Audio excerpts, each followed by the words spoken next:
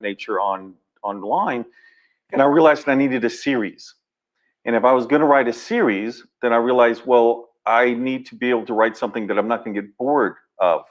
Mhm. And so I had created or concocted a concept that would allow me to do things both on Earth, in near Earth orbit, and then far reaches. And they ended up being 7 books each of those series. But going back specifically to Bethany Ann, I felt more about doing a female protagonist versus a male, because I didn't want to write this testosterone laden, grunting guy. And so I built it female for that purpose right there. But then again, I also was attracted to strong women. Now, this is back in, late 2015. So while strong women were obviously a thing, they weren't nearly as over the top as it is, now in society. Mhm. And so with Bethany Ann, a couple of things that are relevant. One of them is she has a penchant for shoes, right? She And sure does. and that comes from my wife. And if you've read the 3, you might have read in the back in the author notes, I put this thing, it's like anything I've learned about shoes, women's shoes, comes from my wife. And at that time, she would have me get up in the morning because I work from home, and she'd be like, "What do you think of this pair of shoes? What do you think about that pair of shoes?" I have no idea why she thought it was relevant to ask me my opinion, because I'm like, I don't work that way. Right. And she can, and so there was that situation. And so, I just felt that Bethany Ann would be a more caring individual. And I thought she should have 2 defining characteristics and 1 fun one. And that trilogy, or the trinity of properties, comes from actually Steve Jobs. And Steve Jobs talked about it back when he introduced the iPhone. And if you go back and watch that, you're going to say, it's a web browser, it's a phone, it's an iPad, it's a web browser. And so when I delved more into that, he believed that oftentimes you could only capture 3 essences of a project or a product.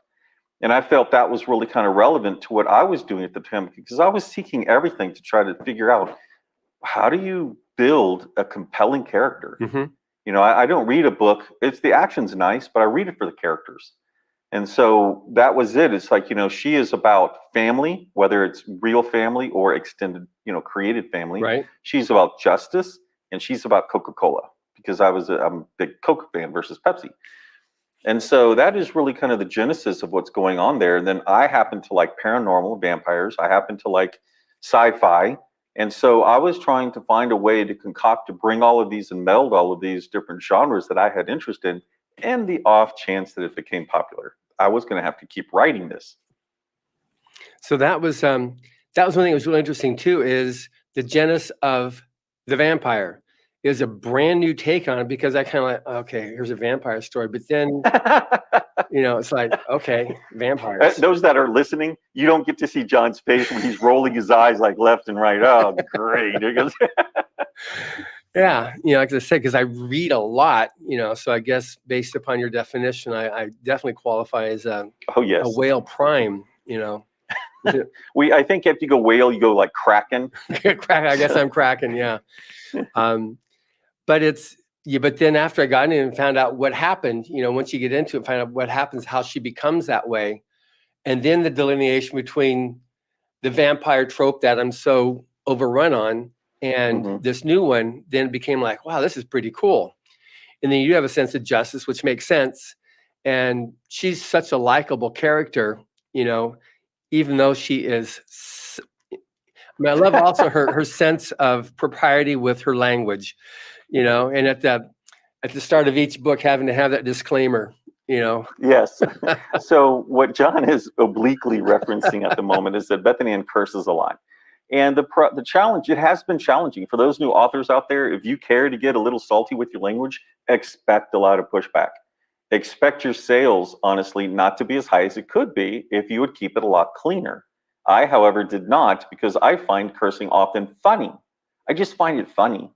And so for me to do that, and so I started this premise saying, she's not going to allow the same curse word over and over again. That's just lazy. And I was honestly, what I was doing was creating justification for allowing me to say all these stupid things. And a lot of people at the time, I remember the fans were asking me, how does he come up with all of these different curse words? And I'd never told them for the longest time. And finally, I admitted that there was like this curse-o-matic online where you could just click a button and it would come up with these stupid curse words. And then it got so bad that I would take this one from that choice and that one because, it was rerunning their own self and it was duplicating stuff. And so, yeah, I appreciate that oblique reference, but it was a consternation among some of the people. One person ended up saying on something I was reading, and it wasn't specifically about my book, but it's just in general, if I see one F-bomb, I'm out of here. So that was like, all right. I just put that as the very first word of the next book, and it was like top 30 in the store.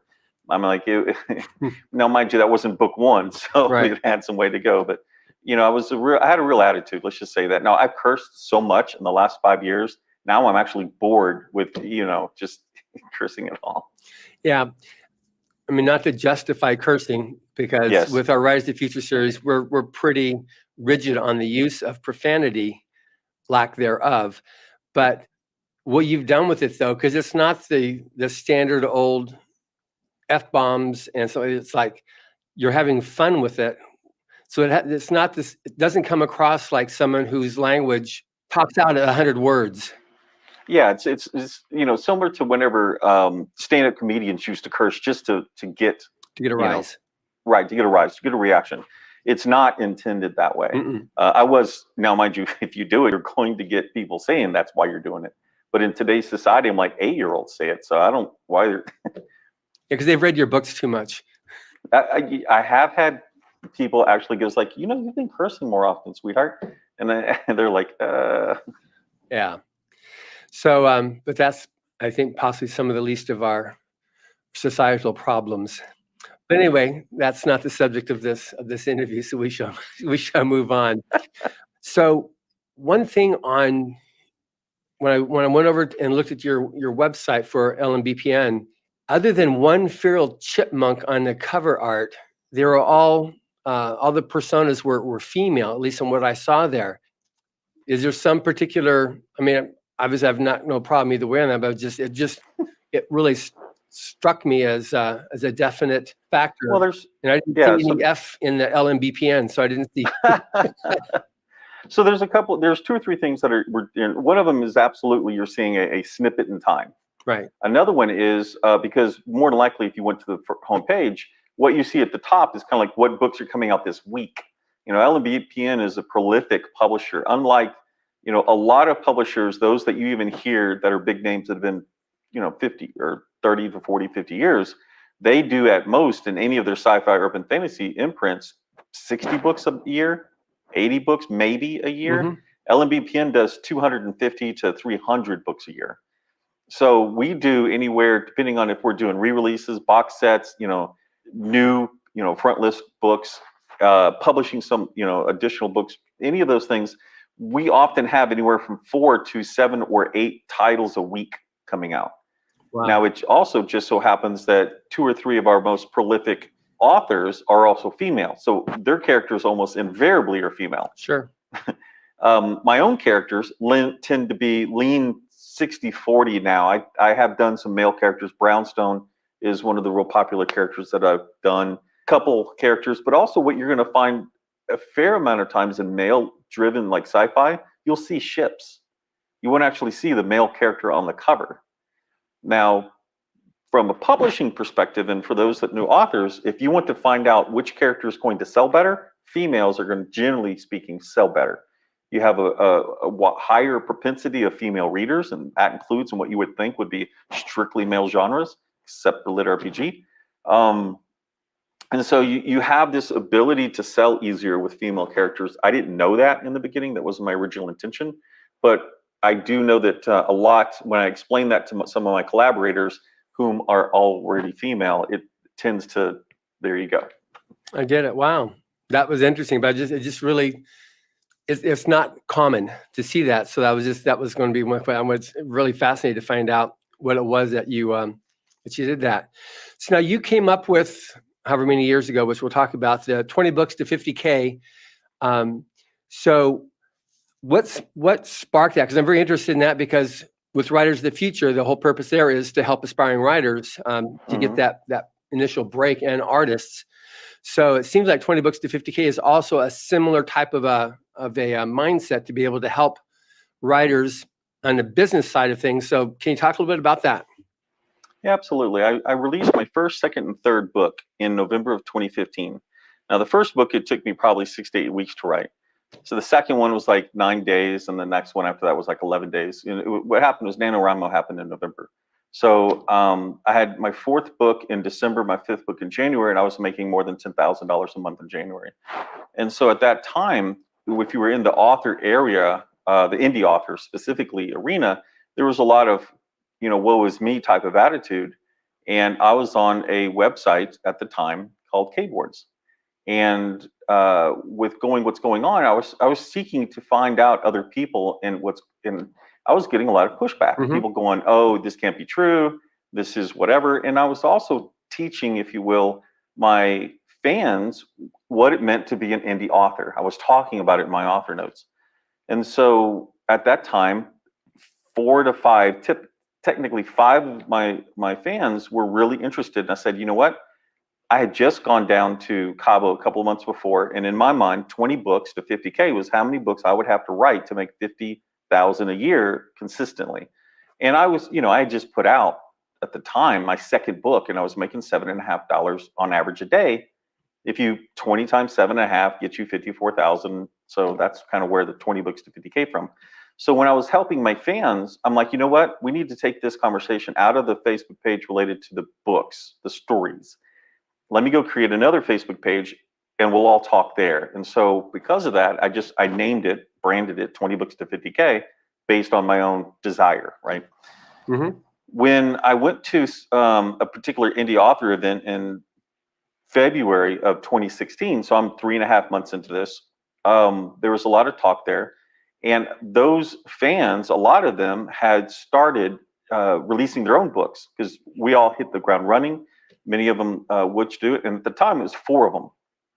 And all of them had introduced themselves into the top 10,000 of the store, which was kind of unheard of at the time. And so by then I was, I'm writing every single day. I'm usually working 20 to 22 hours a day on all of this. And I could say I had perhaps a slightly short temper. And I just kind of laid down the gauntlet. I was tired of the flack I was getting, and I just wanted to talk business. I wasn't going to talk how to write. It wasn't relevant to me. So I threw down the gauntlet and I said, here, boom, boom, boom, boom, boom. Here are the results of what I'm doing. If you care to talk about this anymore, join me on 20 books to 50K. We'll help you over there. And I had 4 people. I figured I'd get 4 more, and I personally could help 8 people. Mm-hmm. I wasn't ready. It was the weekend of this event that was in Austin at the time. And I wasn't expecting to get 80 in the first weekend. And so all of a sudden I'm overwhelmed. And I reached out to quite a few people who were at that event. And Shawnee, John, and Dave, it was their event. And I wish I could remember what they called it, but it's escaping me at the moment. And, we had everyone from Mark Lefebvre of Kobo was there at that time, and quite a few other Drafted Digital. And so they jumped in to help foster this community that I had built. And so a lot of my fans and my collaborators and things who would become collaborators jumped in to help me as well. And we started this. And then now it has since grown since 2016 to like 54,000, 55,000 people. So how many people attend when you have your annual conference in Las Vegas? This COVID being what it is, we probably had about 12 to 1,500. It was expected pre-COVID to be around 2,000 to 2,500. And so we kind of take over the event. It's a nonprofit event. It's the cost of doing the tickets is about as low as we can go and still cover everything. Mm-hmm. It's like I myself nor LMBPN receive any income whatsoever from this. We spend a fair amount of income each month, each year. But that is headed up by Craig Martell. Got it. So now I think some of my staff met you originally last year 2 years ago. Oh, sorry, we didn't do anything last year. Okay, so 2 years ago at WordFire. Yes, with Kevin J. It was at the Superstars event. Superstars, right. With Kevin J. Anderson. And they came back talking about you. Wow, this is a great guy. You got to read his stuff here. And I was like, oh gosh, more stuff to read, And so finally, then when we finally scheduled, okay, good, I'm gonna read his stuff, and then it just became like, oh my gosh, I had so much fun. there's enough stuff that's the heavy super drama stuff that goes on in just regular life. I don't need that. I don't need to escape to that to be able to get some other take on super duper heavy drama. So it's just a lot of Yeah, fun. really. And that's, I mean, really, honestly, that is my intent. While there is an underlying message occasionally there that I'm absolutely is. pushing, the reality is I don't read to get more drama. I've got plenty of that. For sure.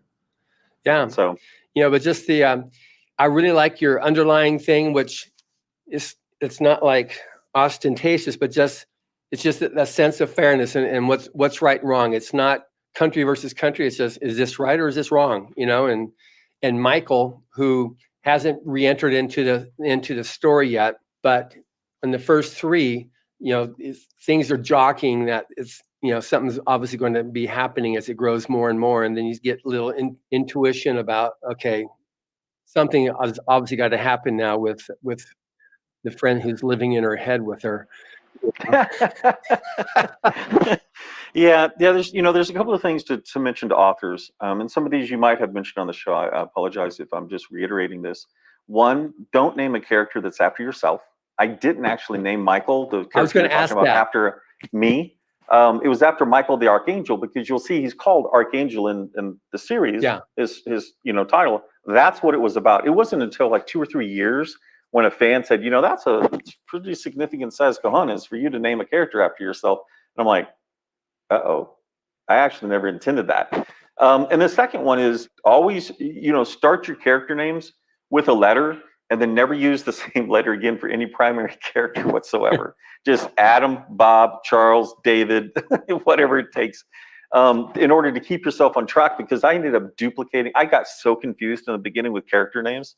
And with a series this long and this far reaching, it became difficult for me to remember who was who, especially if their names were even remotely similar. Yeah. So for what it's worth. Okay, that's a good tip there. And then the two name with Bethany Ann, I thought that was very adventurous too. She's not just a name; she's Bethany Ann. But then she has no last name, so that works out. So she has two names. Well, the thing is that my stepmother's name is Jolynn, and it's always confusing because I always assumed it was first name. No, so it's her first name, middle name. But then other times it's people's only name, their first name. It's 2 words. Mm-hmm. The other part of it is I couldn't stand having one more River, Colt, massive gun sound. I was like, no, I just want a generic name and let what they do become who they are. Yeah, which was great. She's like Bethany Ann. The last thing you think of that she would be like some amazingly effective beauty as well as lethal weapon. Mm-hmm. In the name of justice. Yes. So that was pretty clever on that. Well, thank you. So, how familiar are you with Writers of the Future? I'm familiar with it some. Obviously, I'm familiar with what was going on in the background, but a lot of the people that I've met since I was in the industry. Now, I'm not from this industry whatsoever. I had no background. I didn't know any other writers. I've since met or befriended like Kevin J. Anderson and Mark Lefebvre and others that really speak highly of the organization and how it supports science fiction. Yeah, it was actually created in 83 by L. Ron Hubbard, and he had a long history in the 30s and 40s as a pulp writer, and he had helped a lot of aspiring writers back then. A lot of the earlier Golden Age authors he had actually helped out with, and he was also he was the president of the Fiction Guild in New York, and he was also he'd written a lot of articles for writing magazines, Writer's Digest and whatnot back then. And those are essays that are still used today in the writing workshop. Yeah, that's the whole thing of it, is to be able to provide that leg up for the aspiring writer.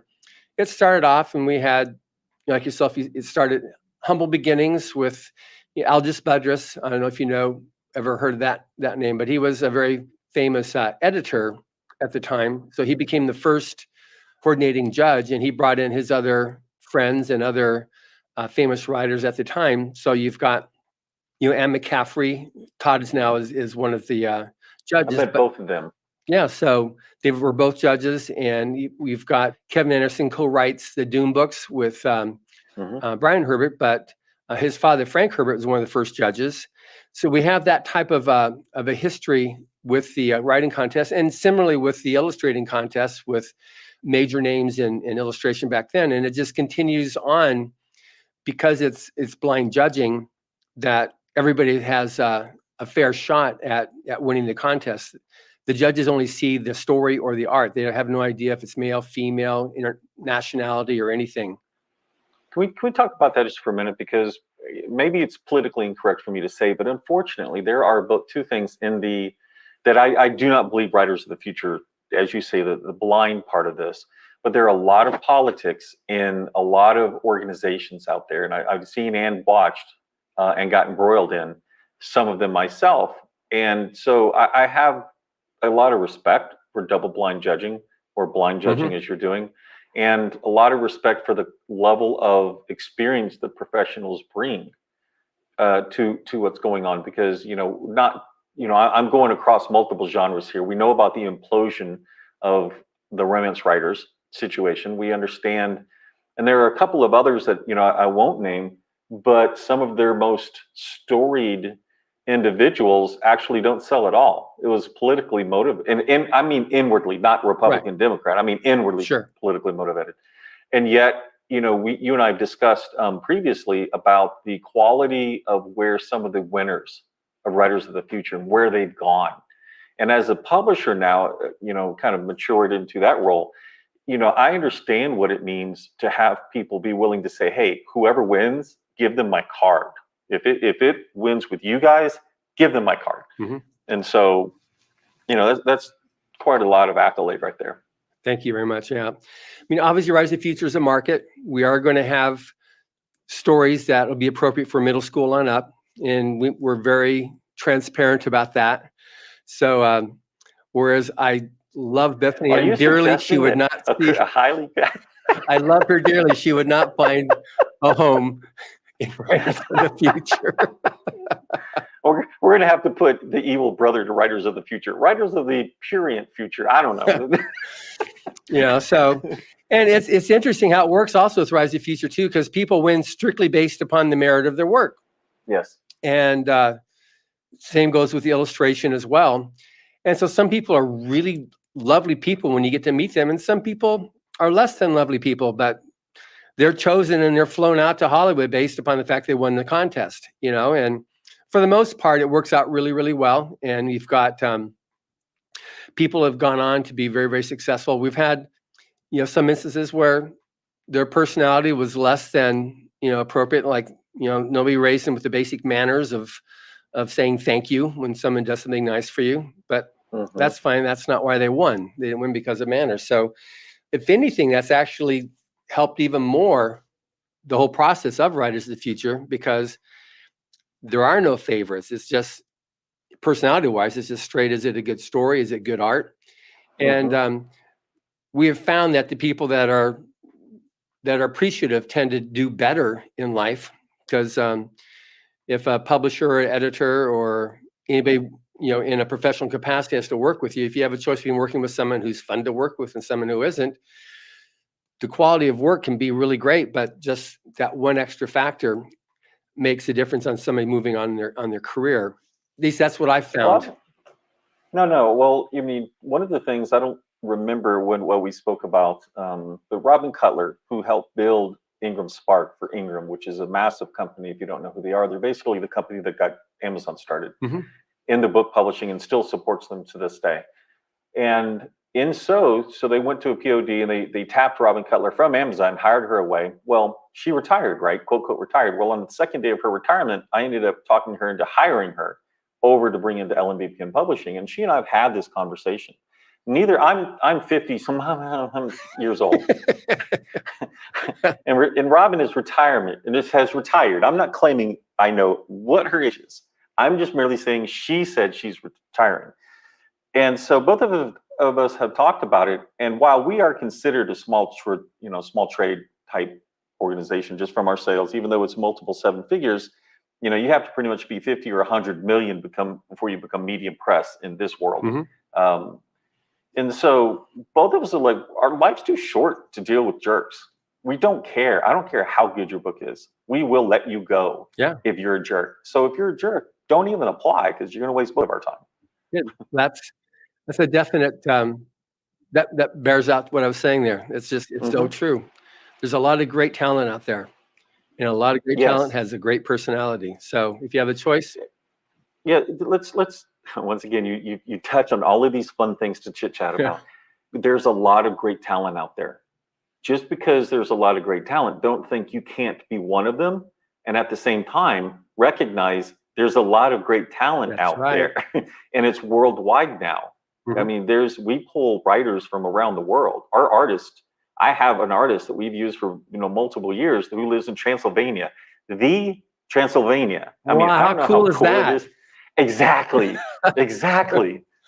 We got winners this year from 9 countries in Illustrators of the Future. 9 countries we got winners from this year. What are they? America. Okay, we have 8 more. Yes, we do have winners from the United States, but UK, Australia, South Africa, Portugal, Spain. I mean, there's just I don't remember this, and I just remember the line at the bottom said 8 or 9. So I went, okay, good.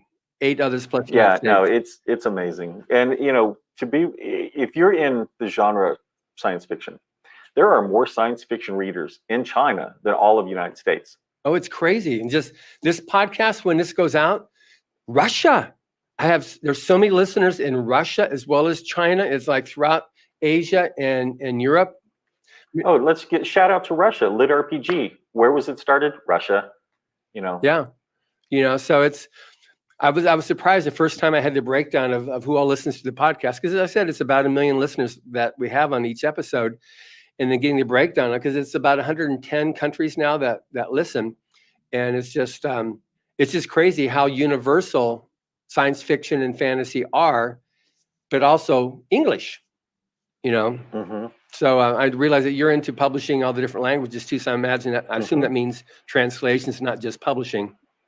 Correct. Yeah, we have integrated translation. We don't outsource our translation to other companies. Yeah, so that's really good on that. So anyway, the thing with Writers of the Future is providing that helping hand, and it's grown the word of mouth. We did that online writing workshop that's free. We've got over 6,000 people that have taken or are taking that one.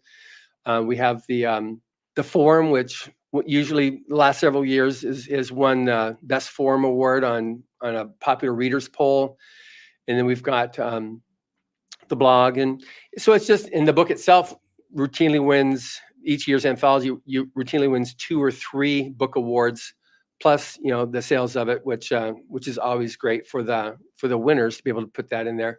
And it's interesting now too, that because it is now acknowledged as there's no back scene or backdoor entry into the contest. But every other week I see someone with a press release saying I was an honorable mention in the Writers of the Future.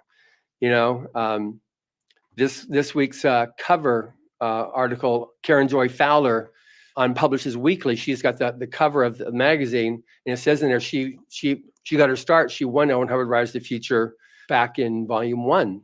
So it's pretty cool how it's just, because we haven't changed, we kept true to the original prime purpose that Owen Hubbard created it with, and it's done us well. Even when it went through some of the various changes that have occurred in science fiction and fantasy the last decade or so, the various political aspects of it, and we just didn't get into that stuff at all. We don't take sides. We're just straight. Our purpose is to support the aspiring writer and artist, and we just stay with that. And it's yeah, you have a beacon. You have one particular goal in mind. That's the light that you go towards. Yeah.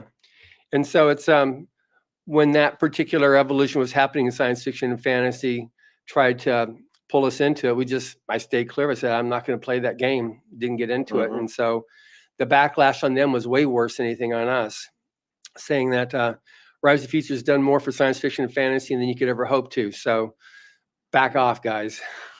Anyway. Yeah. So on when we spoke on our little pre-interview, you talked about writing beats. And so if you can talk about what writing beats is and what's its value, and then beats versus pantser. So most people understand that you write it, what pantsing is, and if you don't, then it's writing by the seat of your pants. I mean, that's exactly it. You start, you go, John was walking down the hallway and he heard, you're just writing. Yeah. Then you have the opposite of that is like a high, heavy duty outline. You know exactly what's going to go on in every little twist and turn. Somewhere in between those two are beats. So, and it's the name is kind of taken from the beating of your heart, ka-dunk, ka-dunk. And every major ka-dunk is something that happened. Like it's just the genesis, a sentence or two about what is that scene. Bethany Ann has to go to the bank and withdraw some money, and something happens. And then that's a whole chapter. What something happened in this particular instance is somebody tried to rob a bank while she was inside trying to get money, and it pissed her off, and she took care of stuff. A lot of stuff actually happens that way. Something happens and it pisses off Bethany Ann, and she takes care of stuff. But within all of that, what those beats are is unique to every person. I like to say if you have 10 authors, there's 11 ways to write this story. Each author is going to have a unique way, and there will be another one. There's probably the right one that none of us got. Right. And so, I'm very objectively subjective about what is correct. And the answer is it's always, as people I'm sure have said, it's whatever works for you. People would like to know what's the bullet. I was like, I can tell you exactly what the special bullet is to write, so long as you write exactly like me. If you don't write exactly like me, my advice is going to have varying degrees of support. Right. And it doesn't mean that I'm right or wrong. It just means that your brain doesn't operate the same way mine does, which is fantastic. Otherwise, we wouldn't have unique stories that we do. Right. So those, for me, beats would be, if you take a spreadsheet, on the left-hand side, you would write what I would consider mini arcs. Bethany Ann has to go and get the money out of this bank in another country. Bethany Ann has to accomplish getting the UFO over here to this place. Bethany Ann has to accomplish this. And you have the whole, beat of the book, which is she has to defeat XYZ. And for each, now my background is programming. So for me to actually go A, B, C, D is something I've, done a lot in my life. And so I would just write these and I'd say, okay, if she's going to have to do that, well, she has to get on the train. She has to go to the bank. Something has to happen in the bank. And then she comes back home. And that's 4 beats. That's the whole quote scene, right? Mm-hmm. And for me, those 4 beats are probably going to be 3.5 chapters. But then I go to the next one. And so for a 75,000 word book, I would typically have anywhere from 55 to 75 little cells, spreadsheet cells. And then I would take these ones. Remember, on the left-hand side was each arc, right? Not in order. But so now, because I do head hopping in those books. And it's another thing that a lot of fans are not terribly happy with, but they dealt. And so I would then take those beats and I would put them in chronological order, top, to bottom. And I'd put that into Scrivener, and I would just, each one of those, I'd break them into chapters, and then I'd just start writing it at the top, and I would write each scene as I went through. So you never find me going back and coming forward. My brain didn't operate that way. I'm fine going absolutely down. It's what I've been taught. And so I would go all the way through, and what that allowed me to do is I would end up having just in time, people checking my work. As I finished the first 5 chapters, I threw it to them. And there's a podcast on this in much more detail if you want to go find it somewhere. But so by the time I finished the book, usually I would finish on a Monday or Tuesday. Mm-hmm. They would have 5 to 10 chapters to finish reviewing, and we would have it out by Friday. Because I wasn't waiting 6 weeks, 8 weeks, 12 weeks. I wasn't waiting any of that time to get this book out. I'm impatient by personality. But what that has accomplished is, even now, as we, quote, matured into the full company we are, it is still 4 weeks from author turning the book to release. You get 4 weeks, and that's 1 week of pre-order, which means it's locked down. So we have 3 weeks, and that's assuming book 1. If book 1 doesn't need a beta review, it now is 3 weeks. So 1 week for the editors, 1 week for the JIT, 1 week of pre-order, and out. And it is phenomenal because our editing teams can do multiple millions of words a month. Our crew can. And our just-in-time go through all of the books. And so it's not just an editor. The editor cleans it up. Every human being makes mistakes. Mm-hmm. That's one of the reasons if you have only a single editor, they'll often do 2 or 3 passes. Pass number 1, stick it in the thing so it's fresh again, look at number 2 weeks later. I'm not going to do that. Editor gets it 1 pass. Once they're done, it goes to anywhere from 4 to 8 readers. Now, I've noticed over time that what happens with readers is some people see the same mistake. They can see them. And so sometimes you'll see, let's say it's 8 people, then typically 4 people will get the chunk of them. 2 people will find, half of what they found and maybe a couple others. And 2 individuals in that 8 will find like 5 mistakes. But invariably, there'll be the 5 mistakes none of the others have ever found. Wow. And it's really an interesting insight into the mind of readers of what they will find. The challenge is, we thought one time, well, great, let's go to 12 readers. Let's go to 14 readers. We'll catch them all. Well, no, what happens is you can't actually manage that many readers at one time. And so you pare it back down to anywhere from 4 to 8 is for us the sweet spot. Wow. That's very cool on that. With you were talking earlier about having 10 authors and you have 11 ways of writing something. At Writers to Future, when we have our workshop, and you probably experienced that also on your 20 Books to 50K, is quite often you'll have a couple judges, like the main judges teaching the workshop. It's either 2 or 3. They're constantly disagreeing with each other. Oh yeah. It's like, which is really good for the writers, because there's not like, this is how you write. Larry Niven does a whole different way than Tim Powers, which is totally different than Kevin Anderson, because Kevin will pump. First of all, he dictates everything, and then he'll do half a dozen books a year, whereas Tim Powers will do 1 book in a year. He does amazing, painstaking research into it. Larry Niven has a whole thing on science, and so you've got these different people that have, well, this is how I do mine. So you can actually pick and choose what works for you, and not like, this is how you do it. Same thing with the illustrators too. Well, so here's all right. So like anything, authors are human beings. And a lot of times authors like to be right. And my opinion is, no, you're not. And here's part of the reason why. If you'd like to take an answer, first, your answer is subjective. It's personality based. So let's go back and say, where is an objective way to measure the success of a book? Let me ask that. And the only way I've come up with at the moment is money. That's the only objective measure. The problem with going to money as the answer is the bifurcation of the readership is so big that there's no answer, period. Because one book, let's go with, this is going to be a horrible one for writers of the future, 50 Shades of Grey. Universally, that book is considered a poorly written book that made $50 million. So which is it? Yeah, we can also talk about Harry Potter too, because that's a favorite one that people like to talk about. It was poorly written, but yet.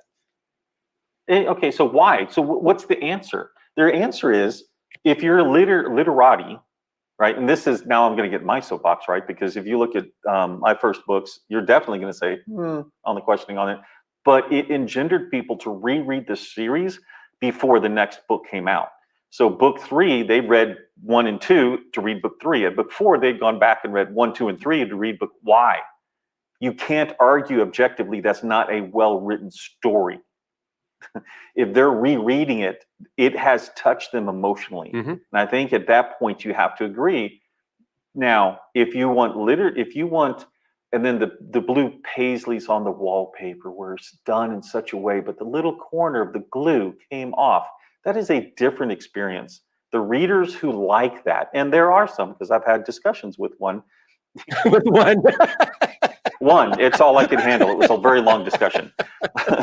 But I couldn't understand it, because myself, I was bored to tears. And that's what you get in high school a lot of times. Look at the wonder. It's not wonderful. It's a particular wonder for you, but for me as a reader, I hated it because I didn't need you to fill in the details back in the 1800s. We have TV. I know what a lion is. I don't need to understand the flowing hair that comes off of the mane and the wind as it. I don't need that. Right. Yeah. So that's like Pulp Fiction also versus the pulps versus the slicks. Well, yeah. So in the slicks and everything you're talking about there, people wanted to become slick because they got paid better, right? No one remembers the people who wrote the slicks. That's right. You only remember the pulps because those are the ones that stood the test of time. Right. That's exactly right. And it's I think that's a really good point too, that people need to understand. Like, you can go into, I look at the stuff I had to read in high school. I really don't remember it, but I remember I saved my pennies and my nickels as a kid, And Texaco used to have this thing where they would, when you fill up or get so many gallons, you could then buy books. They'd have books. And so I remember reading, Jack London, and just Out of the world. yeah, exactly. I love that. And I love Tom Sawyer and Huck Finn. Those were my favorite. And I still remember them, even though I read them so long ago. They were great stories.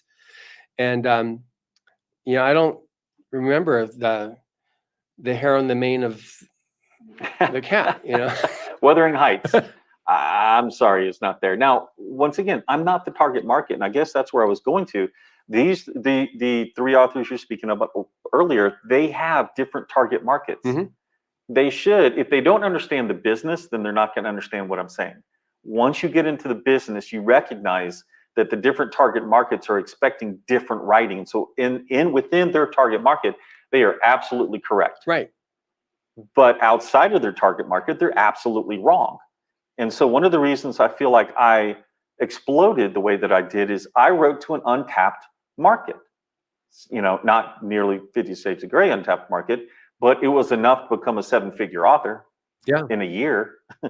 So it was something that, let me clarify that statement real quick. I did not make 7 figures my first year, but I was making 6 figures on the 12th month of my first year. So just okay, yeah, let's not get too out of hand here.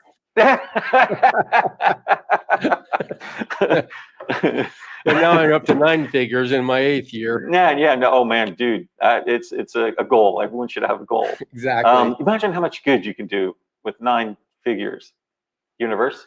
Exactly. I gave you Bethany Ann. She's doing good, so let me do some good here. Yeah. A lot of people helping their fellow man. Someone named a baby after Bethany Ann. Come on. Really? That's pretty cool. Yes. There's a young girl named Bethany Ann. Okay, good.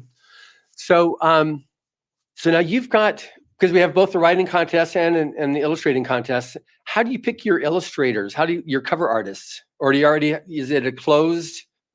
It's not totally closed. The challenge is that we go through a lot of art each and every month. We go through a lot of art, and as a production company, and we are effectively an IP creation engine.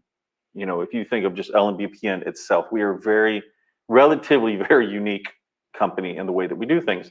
So I realized if you treat people well, they'll want to stay with you. Mm-hmm. And each time we worked with an artist who was easy to work with, go back to not being a jerk, and they produced art that we wanted and we were able to afford them. And, we worked well. I said, okay, can you stick around if I give you 6 books a month?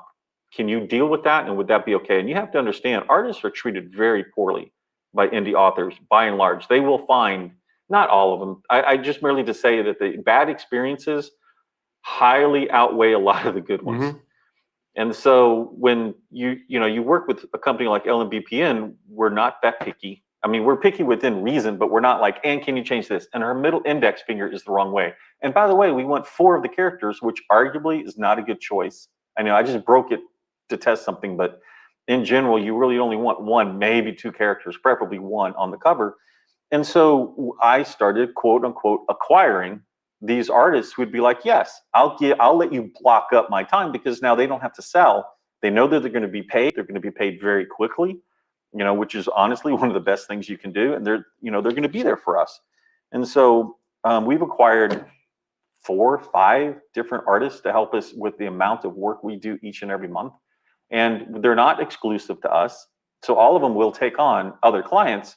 Just to be aware that their availability might be June of next year. Mm-hmm. So just of what's going on. So, but we are testing, because occasionally we will get new needs and we're like, oh, we need to recover the series and we need 8 covers in the 2 months. And at that point, none of our existing people are going to be able to handle it. We have them scheduled out significantly farther than that, and we'll reach out to new ones. Good. So that's something that I was just curious how that worked, because we have 12 winners each year, and they're all different types of art, and some of them are just amazing cover artists, and some of them are children's artists. Some of them have different goals, for what they're going to be able to do.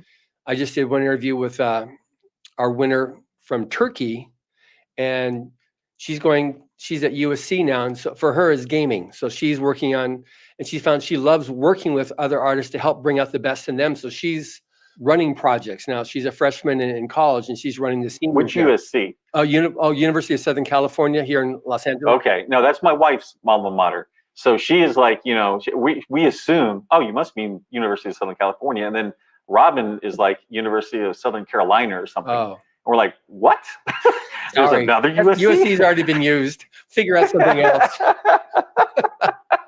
No, but we love, I mean, if you're, and I'll just lay this out there for your people. I mean, we don't usually speak too much, but we do accept submissions. There is a little link at the very bottom of our page, and it's not really announced. Announcing it on something that's listened to 1 million times might be a bit much. And then from the art side as well, we do have internal people, a lady by the name of Kelly O'Donnell, who deals with the artists. Now, I will, upon occasion, undertake unique projects for an artist where I just like their work. And I'm like, you know what? In fact, I'm doing one right now with a guy by the name of Justin Smith. And I'm like, I did one book with him 1.5 years ago. I liked his work. His pricing was way out of tune with what we would normally do. But we ended up selling that series on the strength of arguably just the cover and a paragraph. We sold the audio rights to it. And we're like, okay, we got to get this puppy going. And so from time to time, I'll go outside just to kind of see what's going on, and because I like to, work with people. Yeah, well, Edgar Rice Burroughs did pretty good with Frank Frazetta. He did. Yes, he did. Trust me, I have a Frazetta. It's signed, but it's not numbered. I really appreciate Boris and Frazetta. Yes. So now when we also spoke, you talked about authors are dopamine pushers. So let's can you talk about that and how that maybe is as a senior consideration on at least the type of fiction that you write? Absolutely. I was in Barnes and Noble back when we used to go there and just hang out about 5 years ago. And I was in one of those chairs that you would be there, and I'm looking at everything. And I realized that, and this is all fiction, folks, just to clarify, I don't talk about nonfiction. And so I'm looking at that, and I realized that, what brings people to books is pleasure. There's some pleasure, just like if you go to a horror, and everyone understands that, visual is very dopamine pushing. It's a chemical in your brain that allows you to like stuff. And so I thought about that, and I realized that, the goal of someone to say that they liked your story is you're pushing their dopamine receptors. And that's one of the reasons, once again, we go back to the fact that, 3 artists can have 3 different ways of writing a book, and they're all absolutely accurate and inaccurate. In fact, the unfortunate late Dave Wolverton, he and I had a discussion, and I paid consulting with him in order to understand, because he was a medical, kind of like pre-med. And so to understand the chemicals in the human mind and how this went about. And so if you do something, and one of the best things to do, look on your shelf, virtual or not, find your favorite 3 different books, look at them, reread them again, and mark every single scene that you love. There will be some scenes that you hate, or you'll just skip, like, I don't like this. Find out what appeals to you in those scenes. Why did you like this? What is the emotion behind it? That's all you're doing. You're not writing a treatise on these things. You will find the dopamine receptors for you as an individual. When that happens, write your stories to those dopamine receptors. Then you understand that you've created your target market. Any person that responds to your dopamine receptors is going to respond to your books. There you go. And if you want to do it one other way, that's kind of cool.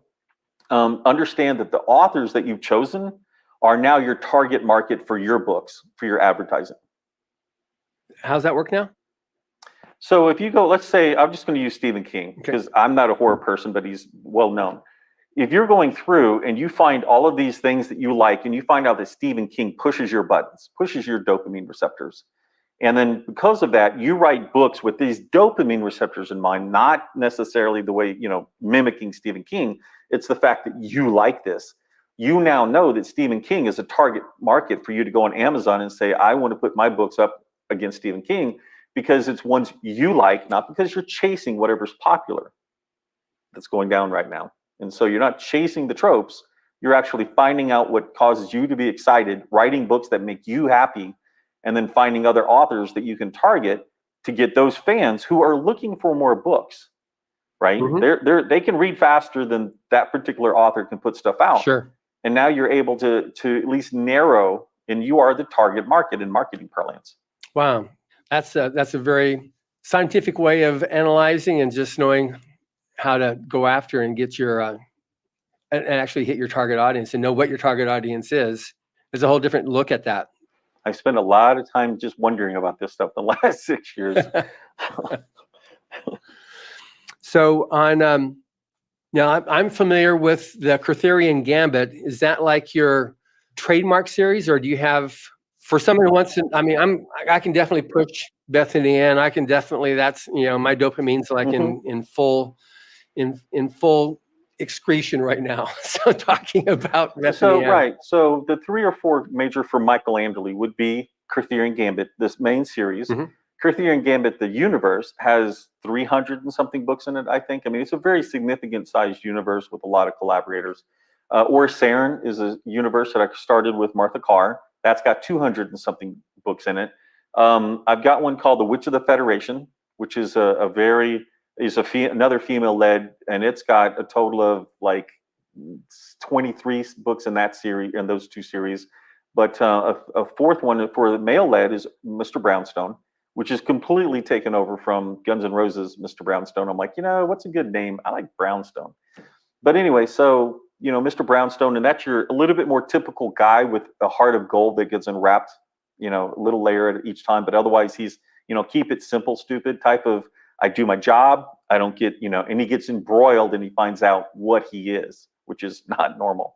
And that's kind of adjunct to Orsarin. It's within the Orsarin universe, but it's a little bit more down to earth and gritty, a little bit more gritty, I would say, than your typical urban fantasy and very male-led. So those are the main ones I would suggest. Okay. So when you said that number of how many books are in there, those are all your books? You've written those, or do you actually have other people writing in your universe as well? Yes. So back at the end of 2016, so 1 year into it, the fans were asking for a lot more books than I could even possibly write or wanted to write. It's like this needed to go into post-apocalyptic, and I didn't care to write post-apocalyptic. Right. I do recognize that if you write it and you write it wrong, you will get ripped apart, because they're expecting you to be accurate in your guns and in your ammo and in just everything, how to dig a ditch, how to, radioactive, all of that stuff they're expecting. And I'm like, I'm not doing that research. So I knew Craig Martell at the time through 20 Books, and I reached out to him because I knew he was a post-apoc guy. And I said, would you be interested in joining me over here and writing this? And then I had 2 or 3 others. I hired a ghostwriter, so to speak, gave her a pen name so that she could actually, build up a following. Because I asked her, I said, would you like to be paid, or would you like to get a percentage of the book, which is what I'm doing with everyone else? She's like, I need to be paid. I'm like, all right. So I'm like, and then I would send her notes. See how much money you missed? You could have made this money if you just done this one. But later she decided to do it as a percentage. She got wise. But so I've done all sorts of things in that way. And so, Arthurian Gambit is mostly collaborative, and you'll see my name is second. You'll notice that a lot of times the major author is always big and bold, and the minor author is tiny at the bottom, and I don't like that. So I built it and said, if I'm not the one who's written at least 50% of this book, my name will be second, and it will never be that our names are any differently sized. They're always the same size. And so you always see that. If someone else, Candy Crumb, Michael Anderle. Candy's the one who wrote that stuff. She and I worked on it. We collaborated on concepts, but she worked through the LMBPN engine and beta fans and everything else. This has accomplished 2 things that I did not expect. The first one is, with her name first, she gets all of the credit predominantly for that series. The downside is, guess who gets the blame if the series, I didn't recognize this. I didn't know it would happen. It's just what has happened. And so, she gets the credit, but she gets the blame as well. And so where that's quote unquote helped is, if she ignores, in this example, she did not, but I'm just saying, if the author ignores the suggestions of either myself or the beta readers and say, we think you should change this, and they're like, this is what the story needs, and they go down in flames, they're the one who's going to go down in flames. I get it. So now, when I was researching you, you also have another pen name that you write under. Uh-oh. Uh-oh. So, are we talking about Michael Todd or another one? another one. Okay, which one is this? The I was just looking for it. A female. Judith Barron's? Yes. Okay, so Judith Barron's. So when you put out the quantity of books that LMBPN puts out, you think of it like an advanced course in publishing that is done in the matter of a few years, what takes others 20 years. If a typical author writes, let's say 4 books a year, that's not traditional. Traditional is 1 time a year, maybe 2, unless you're James Patterson, and that's based on traditional business to business sales. We could go into that in another series. Mm-hmm. But let's say you put out 4. Well, I had put out, I don't know, 8 to 10 in my first year. So I was already at 3 years worth of knowledge. With the publishing company doing what we did, where we scaled up, I'm doing 1.5 years to 3 years of a typical really strong sci-fi publisher in 1 year, which means that for the smaller guys, I do 10 years of knowledge in a year. Mm-hmm. So after 6 years, we've got quite a bit. We've tried a lot of things. One of the things that we were concerned with Martha and myself is, would one author make more sense than 2? Because the theory was fans don't like collaborative books. They prefer single author books. So we put up there and built Judith Barron's over, and you'll see Michael Anderle and Martha Carr is attached to it, but it's not on the cover. And so that was a test of what's going on. Now, some of the other things that people don't realize is when you do things with Amazon and you can potentially get bonuses, which we do invariably every month, someone gets it in the company, they base it on the authors. So so Martha Carr is an author, Michael Anderle is an author, Martha Carr, Michael Anderle is an author, that's 3. Judith Barron's with Martha Carr and Michael Anderle is 4. They don't do anything. That's how they split it up. And so over time, we realized we were shooting ourselves in the foot, not leaving it under Judith, under Martha and Mike. So we moved it back. But that was the test that we were doing: is does a single author sell better than just 2 names? Right. No, that's also a similar problem to what Owen Hubbard had too. He wrote with 15 different pen names, and quite often in the pulps, he'd have 2 and we got some of them here where three of his stories were in the same pulp issue. He was writing 100,000 words a month. And so he just ran out of magazines to write for. So he had to use different pen names in order to be able to be able to sell everything that he was able to write, to put out there.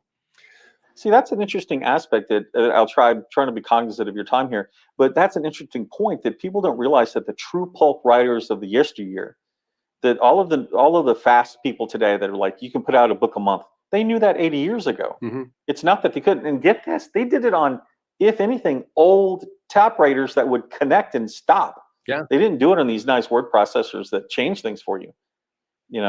It's a quote unquote lost art. It's like, we're not doing anything new. We just have better tools. The masters had them already done.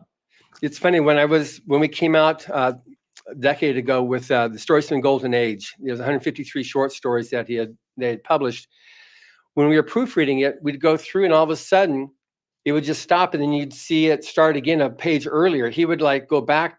If he found something that was a mistake, he'd go back, because you didn't have the whiteout back then. He'd go back and start a page earlier and type through the mistake. And so you have to catch that on the proofreading. Then, okay, here's where he stopped and here's where he picked up again. So he typed through the mistake, whatever it was. Oh, that's fascinating. Yeah, A. Van Vogt commented when he saw him writing once, he would just have the paper in his typewriter, and he'd look towards the wall and he'd just start typing. And he had a composition speed of 94 words a minute, and he could type between 120 and 150 words a minute. So he would just pump it out. And so Van Vogt talked about what it was like watching him create. He was just like, the story would roll up, what would roll before him. He'd be typing what he would, what the story was as he was creating it there. Mm-hmm. But anyway, this has been amazing. We've already hit our hour here. I knew this would happen. So we'll save the other questions for some point later on down the road. So all million of you listeners, push John and go, can you please get Mike back on? Because I want to hear John get back to me and go, hey. No worries. No worries. This has been a lot of fun. And it's very much along the lines of like what we do with Writers of the Future. And this becomes the next step for an aspiring writer too, of what they can do and what they have to look forward to. And the fact that you started and became a writer, because that's one thing that's really cool too, is some people I knew I was gonna be a writer when I was 3 years old. We didn't talk about that, but you didn't. You had a whole different trajectory that then switched over just from being a super fan to a super writer. Yeah, I got shut down in high school. But the short answer is I submitted something to the catalog or whatever, the magazine, and it got horrible reviews, and I just shut down for the next 30 years because of it. Yeah. So that's something that you don't get with Writers of the Future. The worst you're going to get is a letter saying, thank you very much, please resubmit. Nobody's going to like rain on your parade. But anyway, this has been amazingly fun, Michael. I've really enjoyed this. And the fact that you got hundreds of books, I don't know, this is creating a real problem for me right now. I have so many books I need to read to keep up with the guests, but I'm totally addicted to the Arthurian Gambit. So I thank you for that. Good. My pleasure. Thank you everyone for listening. Yes. And thank you for listening. Subscribe to the Writers and Illustrators of the Future podcast, wherever you get your podcasts. We've also been syndicated on the United Public Radio Network, where you can find these podcasts as well. Writers and Illustrators of the Future are contests created by L. Ron Hubbard to provide a means for the aspiring writer and artist to be seen and acknowledged. It is free to enter and open to amateur short story writers and artists of science fiction or fantasy. Also, the books, Writers of the Future, are available in bookstores, online, and wherever you get your books. Again, thank you very much, Michael. Thank you very much, John.